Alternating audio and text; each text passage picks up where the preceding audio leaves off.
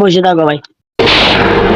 আজ প্রথমবার কইছস তাই মাফ করে দিলাম, কিন্তু দ্বিতীয়বার যেদিন কবি সেই দিন তোর কলজাটারে তাই না বাইর করে আমি ওজন করুম। মার খাড়ি Capturing the revival point. আরে ভাই তো বট মনে হয়।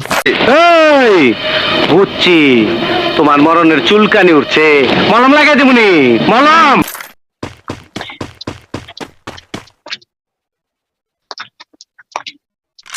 এতক্ষণ বাদে বসে না এনিমি গি তুই কি আমারে ফুটপাতের মাস্তান ভাবছস? মার মার মার সবাই মারো ভাই, মারো ওকে মার।